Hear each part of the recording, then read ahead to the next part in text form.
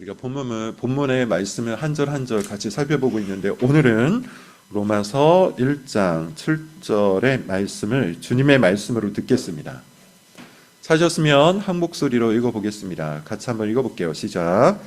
로마에서 하나님의 사랑하심을 받고 성도로 부르심을 받은 모든 자에게 하나님 우리 아버지와 주 예수 그리스도로부터 은혜와 평강이 있기를 원하노라. 아멘. 우리 한 번 더 같이 여러분 마음에 새기시면서 읽어보겠습니다. 같이 읽겠습니다. 시작. 로마에서 하나님의 사랑하심을 받고 성도로 부르심을 받은 모든 자에게 하나님 우리 아버지와 주 예수 그리스도로부터 은혜와 평강이 있기를 원하노라. 아멘. 제가 계속 권면하고 있는 것처럼 여러분 할 수만 있으면 이 구절을 외울 수 있기를 바랍니다. 한 10번 정도 낭독을 하고요. 한 3번 정도 손으로 쓰면 저절로 외워지는 것 같습니다. 저는 그렇게 실천을 하고 있는데, 여러분들도 할 수만 있으면 매주 그 말씀을 암기할 수 있도록, 여러분 머릿속에 들어오지 않았는데 이것이 어떻게 우리 마음까지 와 닿겠습니까? 한 절 한 절밖에 되지 않으니까 여러분 꼭 암기할 수 있도록 노력하시기를 권합니다. 제목은 이겁니다. 6번째 시간이고요. 오직 하나님의 교회가 되기를. 오직 하나님의 교회가 되기를입니다. 교회가 뭘까요? 교회에 대해서 많은 사람들이 이런저런 이야기를 합니다. 그리고 그런 이야기를 하는 근거 중 하나는 뭐냐 하면, 본인들이 교회를 다니고 있기 때문에 교회는 이래야 한다, 저래야 한다 라고 평가를 하거나 규정을 하는 경우가 많죠. 사실 여러분, 역사 속에 정말로 수많은 교회가 존재해 왔습니다. 무려 2000년의 역사가 있었으니까 2000년의 역사 속에서 교회가 얼마나 많았겠습니까? 그러나 우리가 흔히 하는 것처럼 완전한 교회는 없죠. 그런데 이 완전한 교회는 없다라는 이 말, 이 평가는 어디로부터 오는 걸까요? 왜 우리는 이런 평가를 하는 걸까요? 어떻게 완전한 교회가 없다는 말을 우리가 함부로 할 수 있는 걸까요? 기준이 있기 때문이겠죠? 기준은 앞서 얘기했던 것처럼 우리가 교회에 속해서 지금까지 교회에 여러 번 다녔기 때문이 아니라 성경이 교회에 대해서 말하고 있기 때문이에요. 성경은 교회에 대해서 많은 이야기를 합니다. 그러므로 여러분, 우리가 교회를 평가하거나 판단하거나 교회에 대해서 이야기하거나 교회를 세워나갈 때 우리의 경험이 아닌 하나님의 말씀, 성경을 통해서 해야 되는 것이죠. 예컨대 우리는 요한계시록 강의 설교를 들었을 때 초반부 2장과 3장에서 요한계시록 7교회에 대한 이야기를 들었어요. 이 7교회의 주인은 누굽니까? 7교회의 촛대를 붙들고 계신 우리 주 예수 그리스도시죠. 그래서 예수님께서 각 교회의 사자에게 편지를 쓰세요. 그게 요한계시록 2장과 3장의 내용이에요. 예수님께서 교회를 평가하십니다. 예수님은 교회를 평가하지 않는다, 판단하지 않는다 이렇게 얘기하는데, 이 역시도 성경에 근거하면 사실이 아니죠. 예수님은 교회를 평가하세요. 판단하세요. 그래서 교회를 칭찬하시기도 하고 책망하기도 하세요. 예컨대 에베소 교회 같은 교회는 예수님께서 칭찬도 하시고 책망도 하시는데, 칭찬은 뭐였습니까? 이 교회가 하나님의 진리, 하나님의 교리를 온전하게 지켰다는 것, 이걸 칭찬하세요. 어떤 것을 책망하십니까? 교리는 온전하게 붙들었는데 사랑이 없더라. 처음 사랑을 잃어버렸더라. 이게 하나님의 책망이었어요. 또 어떤 교회는 하나님께서 그저 책망만 하시기도 했죠. 겉보기에는 다 좋답니다. 그러나 사실 이단적 교훈을 쫓아가고 있더라. 이런 것을 갖고 책망을 하세요. 기억에 남는 교회 중에 사대교회라는 교회가 있었어요. 이 사대교회는 어떤 교회입니까? 겉으로 볼 때는 완전한 교회예요. 사대라는 지역 자체가 부유한 도시였어요.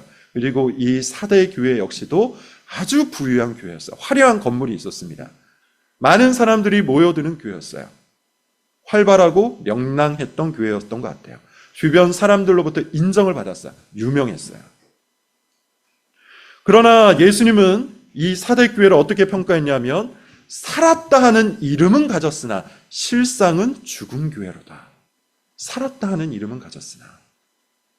앞서 평가한 것처럼 세상적 기준에 의해서 그 교회를 보면 살아있는 것처럼 보였어요. 모든 것을 갖춘 것처럼 보였어요. 그러나 실상은 속을 들여다보았더니 죽은 교회랍니다. 예수님께서 왜 그렇게 평가했습니까? 그 교회가 세상과 타협했기 때문이라 그래요. 세속주의와 결탁을 했기 때문이라 그래요. 세상의 것들을 그냥 다 받아들인 거예요. 그리고 책망을 하였음에도 불구하고 회개치 아니하였기 때문에 예수님께서 무섭게 꾸짖고 계십니다. 사실 여러분, 우리는 이 말씀 속에서, 이 사실 속에서 경고를 얻을 필요가 있어요. 교회라는 이름, 교회라는 타이틀, 교회라는 어떤 겉모습이 있지만 사실 그런 모든 것들을 다 갖추었다고 해도 예수님의 무서운 경고와 꾸중을 들을 수 있기 때문이죠. 모든 것을 갖춘 교회가 사실 교회가 아닐 수도 있다는 겁니다. 그런 경고를 우리는 들을 수가 있다는 거예요. 그러므로 여러분, 오늘 이 말씀 속에서 우리는 스스로에게 물어봐야 되죠. 우리 교회는 정말 하나님의 교회인가? 우리 교회는 정말 참된 교회인가? 우리 교회는 예수님의 평가에서 칭찬을 받을 만한 교회인가? 그게 아니면 세상 기준에 의해서 우리는 우리를 평가하고 있는 것은 아닌가? 세상 기준에 의하면 여러분, 교회는 어떤 것을 가지고 평가를 받습니까? 기본적으로 성공의 유무죠. 그리고 성공을 가늠하는 것은 흔히 이야기하는 규모예요. 크기예요. 숫자입니다. 교회 건물을 소유하고 있어야 돼요. 사람들도 넉넉하게 있어야 돼요. 교회 프로그램도 사람들이 볼 때 안정감을 가질 만한 프로그램이어야 돼요. 이 모든 것들을 다 갖추고 사람들이 모여서 하하호 웃을 때 그 교회는 성공했다라는 평가를 받습니다. 아마 그런 기준에 의하면 살아남을 수 있는 교회가 그다지 많지는 않을 겁니다. 그러나 여러분, 사대 교회의 사례처럼 그것은 교회의 본질을 결정하는 기준이 될 수는 없어요. 또 어떤 교회는 교회의 유명세를 가지고서 그 교회를 평가할 수도 있을 거예요. 목사의 이름이 유명합니다. 목사가 유명해지면서 그 교회 이름도 유명해져요. 그래서 사람들이 교회 이름만 얘기해도 그 교회, 어디에 있는 교회, 그 교회 담임 목사는 누구. 이런 교회 유명세, 교회 이름을 가지고 교회를 평가하는 경우도 많죠. 근데 마찬가지입니다. 살았다 하는 이름은 가졌으나 실상은 죽은 교회라는 평가를 받았던 사대 교회와 같이 그 기준에 의하면 그것이 교회의 본질을 가늠하는 기준이 될 수는 없어요. 그렇다면 정말 하나님의 교회를 가늠할 수 있는 본질적인 기준, 이건 뭘까요? 오직 성경밖에 없는데 성경이 말하는 기준은 뭘까요? 존 칼빈은 성경의 근거에서 이렇게 얘기합니다. 하나님의 복음에서 끊어질 때 그 교회는 마침내 교회가 아니게 된다. 하나님의 복음에서 끊어질 때 그 교회는 마침내 교회가 아니게 된다. 하나님의 복음이 기준이에요. 그 복음이 토대여야 돼요. 그 복음이 교회의 전부여야 돼요. 그래서 전통적으로 교회는 참된 교회와 거짓 교회를 나눌 때 세 가지 기준을 갖고 얘기했습니다. 첫 번째는 말씀의 올바른 선포입니다. 두 번째는 성례의 올바른 시행이에요. 그리고 세 번째는 권징의 올바른 시행입니다.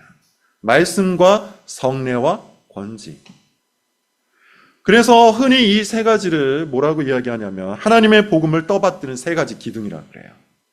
말씀이 뭡니까? 말씀을 올바로 전파한다는 건 뭡니까? 단지 말씀을 하나하나 분석해서 원어로 그리고 구조적으로 문법적으로 잘 이야기한다고 해서 말씀의 올바른 선포일까요? 그렇지 않죠. 그 말씀 속에 배어있는 하나님의 진리, 하나님의 복음을 바르게 전파해야 돼요. 성례는 여러분 뭡니까? 그 복음을 확증하는 의식이죠. 세례를 통해, 성찬을 통해, 눈에 보이는 그 의식들을 통해 하나님의 복음은 이와 같다. 그 복음이 지금 우리에게 주어져 있다. 이것을 확증하는 성례의 의식이 올바르게 시행이 되어야 돼요. 권징은 뭡니까? 그 복음을 올바르게 시행할 수 있도록 가르쳐 지키게 하는 것이죠. 권면하고 책망하고 징계하는 것. 그렇게 교회 안에 세 가지가 있을 때, 복음을 떠받드는 세 가지 기둥이 있을 때 교회는 참된 교회라는 평가를 받을 수 있는 거죠. 이것이 종교개혁 이후 개신교에서 이야기하는 참된 교회의 세 가지 기준입니다. 오늘 본문은 이 복음 안에 포함되어 있는 네 가지 실질적인 내용들을 다루고 있어요. 물론 성경 전체를 통해 우리는 교회를 평가할 수 있는 많은 기준을 얻을 수 있지만 오늘 본문은 특별히 그 네 가지를 아주 선명하게 드러내고 있습니다. 하나하나 보도록 하죠. 첫 번째는 교회 기초예요.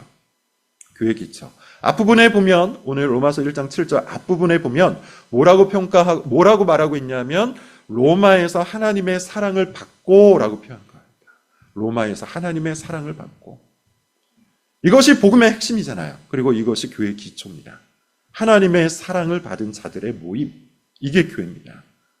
하나님의 사랑을 받은 자들의 모임. 복음이 뭡니까? 복음에 대한 많은 설명이 필요합니다. 그렇지만 그 모든 설명을 딱 하나로 요약을 해보면, 압축해서 하나로 말해보면 하나님의 사랑이라고 할 수 있어요. 하나님의 사랑. 복음은 하나님의 사랑이에요. 그리고 그 사랑의 방식이 뭡니까? 독생자 예수님을 이 땅에 보내셔서 그 예수 그리스도께서 우리의 모든 죄를 짊어지고 십자가에서 죽으신 것. 이게 사랑의 방식이에요. 그래서 하나님의 사랑은 그리스도의 십자가를 통해서 보증이 되고 확증이 되고 보여지고 완성되고 성취가 된 것이죠. 그 사랑으로부터 교회가 탄생한 겁니다. 그러므로 여러분, 교회는 뭐라고요? 그 하나님의 사랑을 받은 자들의 모임이에요. 그 하나님의 사랑을 받고 알고 찬양하는 자들의 모임. 하나님의 사랑을 찬양하는 자들의 모임. 그게 교회입니다. 심지어 여러분, 이 사랑은 어떤 사랑입니까? 우리의 업적을 통해서 주어지는 사랑인가요? 우리의 성취에 비례해서 주어지는 사랑입니까? 우리의 조건이나 자격 이런 것이 아니라, 우리의 업적이나 성취 이런 것이 아니라 오로지 일방적으로 하나님 편에서 우리에게 주어진 것. 이게 하나님의 사랑이에요. 창세전에 삼위 하나님께서 이 사랑을 계획하셨고, 성부 하나님께서 그 사랑을 알려주셨고, 성자 하나님께서 십자가에서 그 사랑을 완성하셨고, 성령 하나님께서 지금 여기에서 우리의 심령 속에 그 사랑을 심어 놓으신 겁니다. 그렇게 삼위 하나님께서 일방적으로 하나님 편에서 우리에게 한없이 부어주시는 사랑, 그 사랑을 알고 그 사랑을 믿고 그 사랑을 찬양하는 자들의 모임, 그게 교회예요. 이게 교회의 기초입니다. 그렇다면 여러분, 우리가 할 일은 뭡니까? 이 복음 안에 담겨있는 하나님의 사랑을 듣는 것이죠. 날마다 듣는 것이죠. 날마다 읽는 것이죠. 날마다 묵상하는 것이죠. 그것이 매주마다 이루어지는 곳이 바로 교회입니다. 그것을 날마다 하는 사람이 바로 교인입니다. 그것을 자기 힘으로 삼는 자, 그가 바로 기독교인이에요. 교회의 성공에 자부심을 느끼거나 교회 유명세에 편승을 하며 그것을 자기의 자부심과 자긍심으로 삼는 것이 아니고, 삼위 하나님께서 나에게 베풀어 주신 그 하나님의 사랑을 내 인생의 가장 커다란 자랑으로 삼고 그것을 묵상하고 읽고 듣고 그것을 찬양하는 것, 그런 사람들이 모이는 곳, 그게 바로 교회라는 것이죠.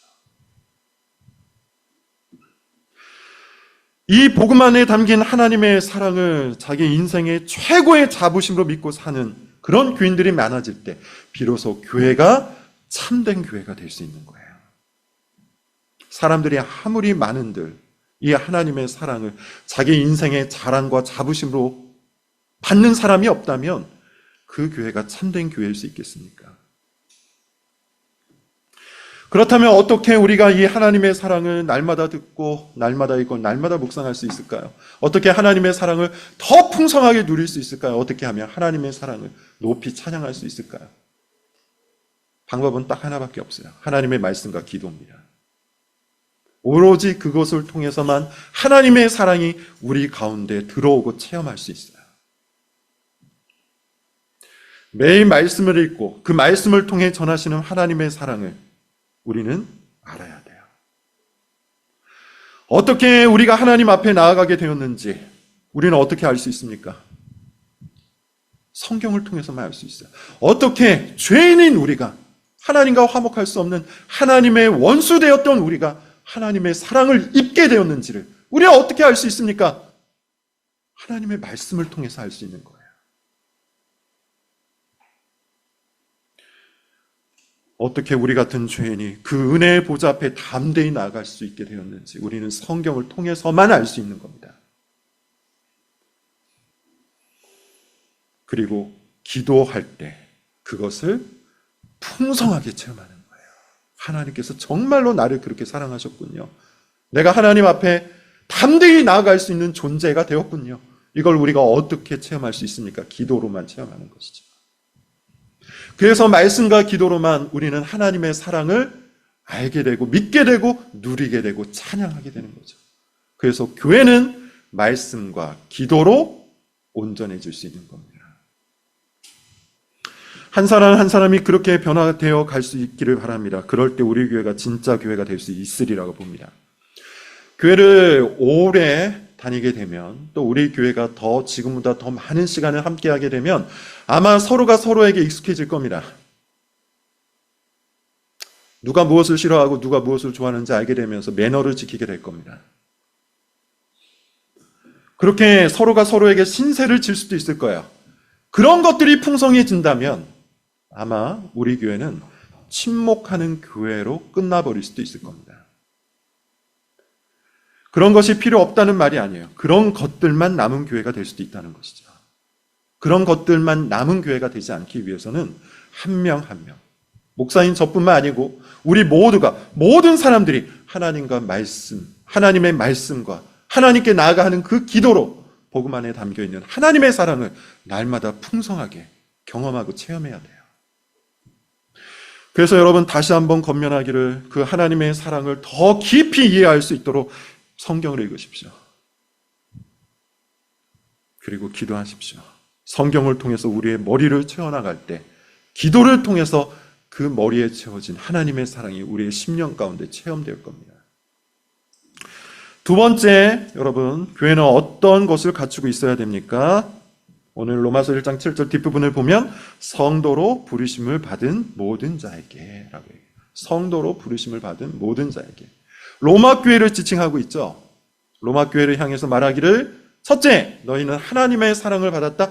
둘째, 너희는 성도로 부르심을 받았다. 성도라는 이 단어는 헬라어로 하게오스라고 하는데 그대로 직역을 해보면 구분된 자란 뜻이에요. 구별된 자.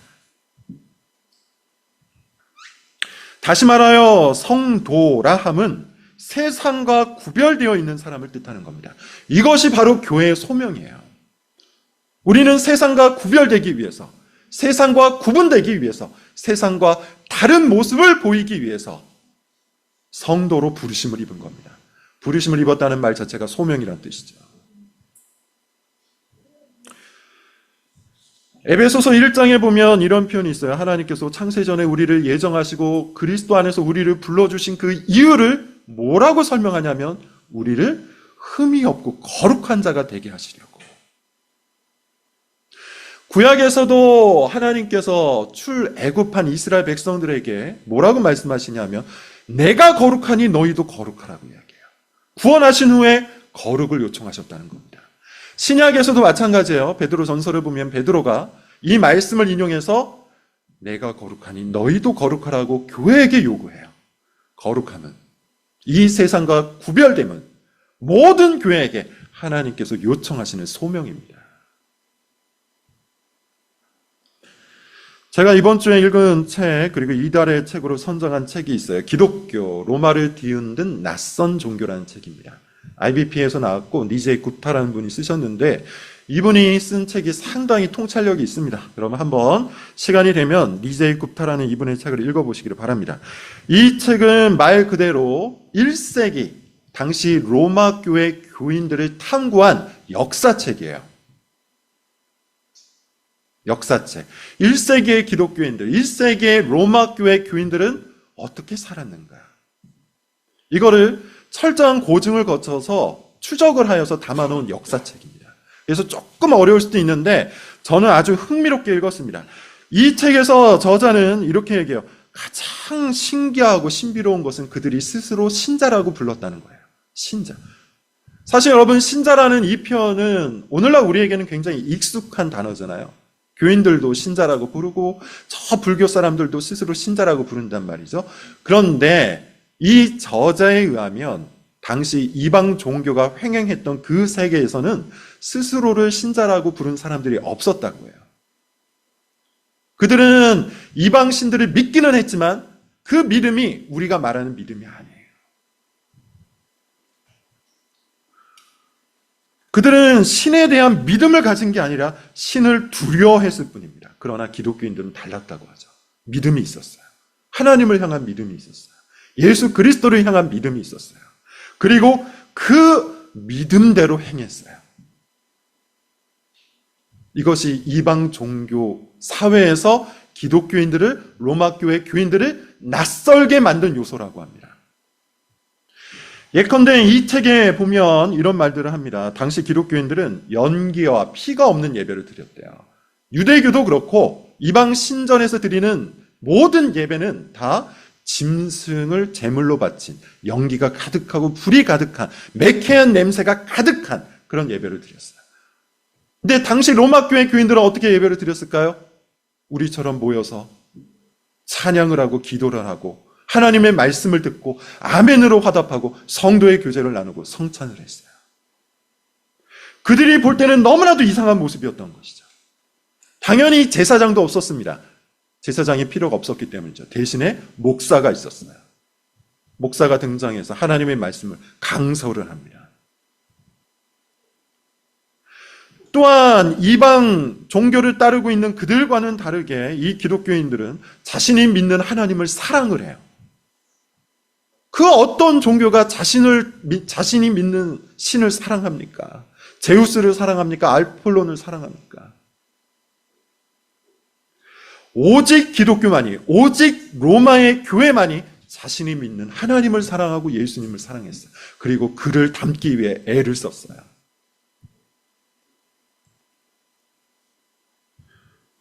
오늘날로 생각해보면 조금 더 쉽습니다, 여러분.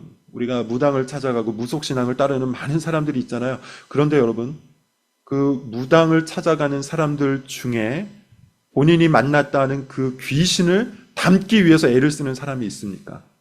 그 귀신을 사랑하는 사람이 있습니까? 아무도 없죠. 동일합니다. 그때 당시 로마 교회 교인들은 자신이 믿는 하나님을 사랑했고 예수님을 닮기 위해 애를 썼어요. 이것이 1세기 로마 사회에서 교회를 매우 낯설고 이상하게 만든 거예요. 그래서 이 책을 추천한 존 딕슨이라는 또 다른 역사 교수님이 계신데 이분이 이렇게 말합니다. 현대 그리스도인들이 이웃에게 이상해 보일까 조심스러워하는 시대에 그리스도인의 길이 본질적으로 지닌 이상함을 상기시키는 신선하고도 꼭 필요한 책, 이렇게 추천을 해요. 즉 기독교 신앙이라는 것은 본질적으로 이 세상에서 이상의 여김을 받는 것이 맞다는 것이죠. 이상의 여김을 받는다는 말이 뭡니까? 세상과 구분됐다는 거예요. 구별됐다는 거예요. 다르다는 거예요. 그게 바로 성도, 거룩함 속으로 부르심을 받은 자의 모습인 겁니다. 그렇다면 여러분, 이 사실, 성도로 부르심을 받은 이 사실은 로마 교회 교인들에게만 해당하는 것이 아니죠. 오늘날 교회로 부르심을 입은 우리 모두도 다 성도로 부르심을 받은 거예요. 거룩함을 향해서 부르심을 받은 거예요. 여러분은 어떻습니까? 여러분은 성도입니까? 세상과 구별되었습니까? 세상에서 낯선 존재입니까? 세상 사람들로부터 이상의 여김을 받습니까? 여러분의 믿음 때문에, 여러분의 신앙 때문에, 여러분의 예배 때문에 확실히 구별된 모습을 보입니까? 직장에서, 가정에서, 만나는 모든 관계 속에서 여러분은 확실히 다른 사람입니까? 그렇게 우리는 충분히 다릅니까? 참된 교회는 거룩한 교회입니다. 세상과 구별된 교회입니다. 세속주의와 결별한 교회입니다. 때로는 이상히 여김을 받는 교회예요. 여러분, 우리는 어떨까요? 지금 우리 교회는 어디를 향해서 가고 있습니까? 지금 여러분은 어떤 모습입니까? 낯설고 이상히 여김을 받는, 세상과 다른 것들을 추구해 나가는 여러분의 믿음 때문에 구별된 모습을 가지고 있는 그런 교인입니까? 본문으로 또 넘어가겠습니다. 오늘 본문에 보면 뒷부분을 먼저 다룰게요. 은혜와 평강이 있기를 원하노라 라는 말씀이 있죠. 은혜와 평강이 있기를 원하노라. 사실 이 표현은 당시 편지체, 서신에서 사용되는 아주 일반적이고 관용적인 표현이라고 합니다. 그런데 보통 문안 인사를 전하지 은혜와 평강이 있다라는 이 표현은 바울이 사용하고 있는 아주 독특한 표현이에요. 다시 말하면 바울은 모든 교회 안에 은혜와 평강이 있기를 원했어요. 순서가 중요해요. 평강과 은혜라고 말한 적이 없습니다. 은혜와 평강이 있기를 원하노라. 다시 말하면 평강이라는 열매는, 평안이라는 열매는 은혜 때문에 찾아오는 것이죠. 이걸 통해서 여러분, 우리가 알 수 있는 건 뭡니까? 교회 가운데 반드시 있어야 되는 문화, 교회 가운데 반드시 맺혀야 되는 그 열매, 그것은 바로 은혜와 평강이라는 것이죠. 은혜와 평강. 은혜가 뭡니까? 은혜에 대한 많은 정의가 있지만 저는 한 두 가지 정의를 말씀드릴게요. 첫 번째, 은혜는 받을 만한 자격이 없는 자에게 베풀어주는 호입니다. 친절입니다. 사랑이에요. 받을 만한 자격이 없어요. 그런데 그에게 주어지는 은혜와 평강과 호의예요. 이것을 나를 중심으로 한번 설명을 해보자면 이거예요. 나한테는 그런 의무가 없어요. 책임이 없어요. 내가 이 사람한테 잘해줄 아무런 의무가 없어요. 그럴 만한 책임이 없어요. 그럼에도 불구하고 그에게 베푸는 은혜, 그에게 베푸는 사랑, 그에게 베푸는 친절, 이것이 은혜입니다. 이 은혜의 문화는 사실 여러분, 오늘날의 문화와 정말로 너무나도 다르죠. 오늘날의 문화는 자꾸만 어느 쪽을 향해서 갑니까? 능력주의라는 쪽을 향해서 가요. 이게 시대의 문화 중에 하나죠. 능력주의. 여러분, 능력주의가 뭡니까? 받을 만한 사람에게 받을 만한 그것에 합당한 것을 주어야 한다. 그 능력에 합당한 무엇인가를 주어야 한다. 그래야 공정하다.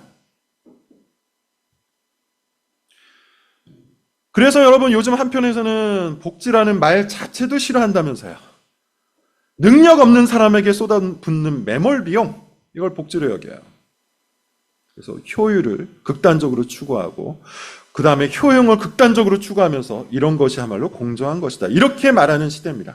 사람을 평가하는 기준도 비슷하죠. 성과주의, 성취주의. 이 사람이 얼마나 성과를 냈는가, 어느 정도의 성취를 이루었는가, 혹은 어느 정도의 퍼포먼스를 낼 수 있는가, 그것이 그 사람을 평가하는 기준이 되고 있어요. 사실 여러분, 이 문제를 자세히 다루자면 다소 사회적인 문제, 정치적인 문제, 경제적인 문제로 넘어가기 때문에 여기서 멈추겠습니다. 중요한 것은 뭡니까? 그런 문화가 교회 속으로 스며들어오고 있다는 것이죠. 교회도 어느덧 그런 능력주의 문화가 장악하고 있다는 거예요. 성과주의 문화가 교회에 그대로 노출되고 있다는 거예요. 그래서 교회를 이것을 기준으로 평가합니다. 능력주의로 평가합니다. 그래서 교인들을 서로 평가할 때, 사람들을 서로 평가할 때 성과주의, 능력주의를 갖고 평가해요. 업무를 평가할 때, 교회 업무를 평가할 때도 동일한 기준을 갖고 평가해요. 그러나 은혜는 이 모든 것을 때려 부수죠. 은혜는 그런 것이 아닙니다. 은혜는 능력주의가 아닙니다. 은혜는 능력주의의 반대편에 서 있는 말이에요. 탕자의 비유를 여러분 한번 생각해 보십시오. 이 탕자, 둘째 아들, 얼마나 나쁜 인간입니까? 아버지의 유산을 가지고 떠났어요. 아버지의 유산을 가지고 떠났다는 말은 아버지를 죽은 사람으로 여기겠다는 거예요. 이제 아버지와 나는 상관이 없는 사람으로 여기겠다는 거예요. 그저 아버지의 돈만, 아버지의 재산만 내놓으라는 거예요. 그리고 그 돈을 갖고 저 멀리 떠나서 먹고 살다가 다 탕진해 버렸어요. 그리고 뻔뻔하게 돌아옵니다. 능력주의에 따르면, 성과주의에 따르면 어떤 대우를 받아야 됩니까? 가지고 떠난 것도 괘씸한데 심지어 그거 다 탕진했잖아요. 자신이 받은 그 재산을 갖고 2배, 3배, 10배를 불려서 오면 어쩌면 환영을 받을 수도 있었을 텐데 다 탕진해버렸어요. 능력주의, 성과주의에 따르면 내침을 받아야 돼요. 그런데 아버지는 어떻게 하죠? 기뻐해요. 환영해요. 잔치를 베풀어요. 가장 비싸고 고귀한 것들로 아들에게 선물해요. 이게 은혜죠. 둘째 아들은 받을 만한 자격이 없었어요. 아버지에게는 둘째 아들에게 이런 친절과 사랑을 베풀 아무런 의무가 없었어요. 그런데 아버지는 둘째 아들에게 한없는 사랑을 베풉니다. 이것이 은혜예요. 그런데 첫째 아들은 어땠습니까? 분노하죠. 첫째 아들은 왜 분노합니까? 나는 아버지 옆에 딱 붙어서 아버지의 가업을 키우기 위해 애를 썼는데 아버지는 정작 말도 안 되는, 아무것도 받을 자격이 없는 둘째 아들에 선물을 주고 환영을 하고 기뻐해주고 안아준 이런 모습을 보고 첫째 아들이 분노를 해요. 첫째 아들은 능력주의에 빠져 있었던 겁니다. 성과주의에 빠져 있었던 거예요. 예수님은 누구를 꾸짖습니까? 첫째 아들을 꾸짖어요. 안타깝게도 교회 안에 첫째 아들이 너무 많습니다. 우리 교회가 참된 교회가 되고자 한다면 첫째 아들이라는 우리의 본성을 뿌리 뽑아야 돼요. 둘째 아들로, 둘째 아들이 아닌 둘째 아들을 받아줬던 우리 하나님 아버지의 은혜를 닮아가야 돼요. 교회의 위로란 사실 바로 이런 겁니다, 여러분. 한번 생각을 해보십시오. 이 세상에서 능력주의와 성과주의에 시달렸던 사람들이 교회를 찾아왔는데 이 교회에서도 똑같이 그런 걸로 평가를 받고 판단을 받는다.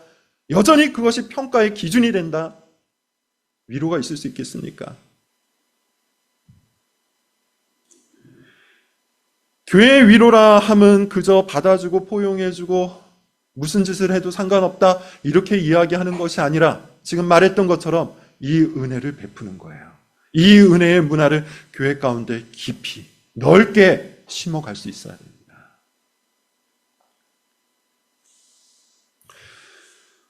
고린도 교회를 여러분 한번 생각해 보시죠. 고린도 교회도 성과주의, 능력주의가 가득했던 교회입니다.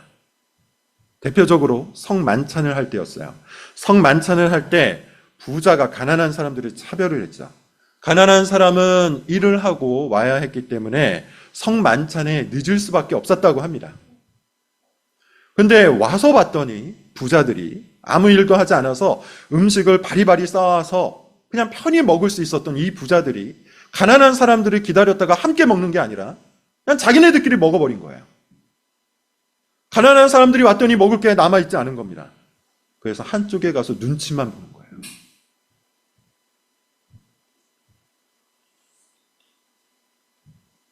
누군가는 뭐 그렇게 말할 수도 있을 거예요. 부자들이 그렇게 하는 게 뭐가 잘못됐는가? 자기들이 열심히 노력해서 얻은 그 부를 갖고 자신들의 권리를 누리는 것에 불과한데, 자신들의 능력에 합당한 보상을 받는 것에 불과한데 꼭 가난한 사람을 배려해야 하는가? 다 그렇게 사는 거 아닌가? 그게 공정한 거 아닌가? 실제로 고린도 교회에서도 그런 말이 나왔어요. 이건 내 권리다. 이건 내가 정당하게 할 일이다. 근데 바울은 그런 사람들에게 분노를 하죠. 뭐라고 얘기했냐면 그리스도께서 한 몸을 이루신 것을 너희가 쪼개는가? 그리스도께서 한 몸, 교회를 한 몸으로 만드셨는데 너희들이 자기 권리를 주장하고 자기 정당함을 추구하면서 교회를 쪼개고 있구나. 그러면서 말하기를 모든 것이 가하나 모든 것이 유익한 것이 아니에요. 모든 것이 가하나 모든 것이 덕을 세우는 것이 아니다. 뭐라고 이야기하는 겁니까? 너에게 권리가 있을 수 있다. 너에게 그것이 정당한 것일 수 있다. 그러나 교회라 함은 유익과 덕을 위해서 자기의 권리를 내려놓는 것이다. 참된 교회라면 마땅히 그럴 수 있어야 됩니다. 내 권리 행사를 절제하고 내가 정당하다고 생각하는 것조차도 포기하고 희생할 수 있어야 되죠. 그것이 은혜예요. 우리 교회가 그런 문화로 가득할 수 있기를 바랍니다. 여러분, 이런 교회를 원치 않습니까? 여러분은 어떤 교회를 원합니까? 능력주의, 성과주의, 각자의 권리대로 마구잡이로 행하는 그런 교회. 내가 입이 있으니 나는 내 멋대로 떠들겠다. 나에게는 이런 정당한 권리가 있으니 나는 내 권리 행사를 하겠다. 이것은 나의 의무고 이것은 내가 당연히 행사할 수 있다. 이런 교회를 원하십니까? 아니면 은혜 받을 만한 자격이 없는 자에게도, 그리고 나에게 아무런 의무와 책임이 없음에도 친절과 호의를 베푸는 그런 교회, 둘 중 어느 교회를 원하십니까? 당연히 후자가 되어야 되겠죠. 그런 은혜를 베푸는 교회가 될 수 있기를 바랍니다. 결론을 맺겠습니다. 여러분, 이 모든 것은 다 어디로부터 나와야 한다고 본문 말씀이 마지막으로 얘기합니까? 이 은혜와 평강은 하나님 우리 아버지와 주 예수 그리스도로부터. 이게 교회의 뿌리예요. 이게 교회의 자양분이에요. 앞서 말씀드린 그런 은혜는 일반적인 포용주의가 아닙니다. 여러분, 사실 우리는 늘상 이것을 경계해야 되죠. 우리 사회는 그야말로 포용주의, 다원주의 사회를 향해서 갑니다. 당시 로마도 그러했어요. 제가 요한계시록 설교에서 얘기했던 것처럼 가이사, 곧 로마 황제가 나의 주라는 이 고백 하나만 하면 나머지는 다 용납이 되었어요. 어떤 종교든지 믿어도 상관이 없었습니다. 어떤 가치관이든지 다 자기가 선택할 수 있었어요. 그렇게 이 고백 하나만 하면 나머지는 모두가 다 받아줬습니다. 앞서 말씀드린 은혜란 이런 포용주의를 얘기하는 게 아니에요. 누군가는 은혜와 포용주의를 헷갈려 할 때가 굉장히 많은데요. 이것을 구분해 줄 수 있는 힘, 그게 어디로부터 나오는 겁니까? 우리 삼위 하나님으로부터 나와요. 삼위 하나님의 은혜를 얻은 자, 우리 하나님 아버지와 주 예수 그리스도로부터 은혜를 얻은 자, 평강을 얻은 자, 거룩함을 얻은 자는 세속적인 모든 포용주의, 세속적인 모든 잘못된 가치관을 구분해낼 수 있어요. 그러므로 여러분, 우리가 은혜를 더욱더 알고자 한다면 어떻게 해야 합니까? 하나님 아버지와 주 예수 그리스도를 더욱더 알아가야 되죠. 평안을 더욱더 풍성하게 누리고자 한다면 어떻게 해야 합니까? 하나님 아버지와 주 예수 그리스도를 알아야 되죠. 우리가 더욱더 거룩해지고자 한다면, 그것이 우리의 소명이 되어야 한다면 어떻게 해야 합니까? 하나님 아버지와 주 예수 그리스도를 알아야 돼요.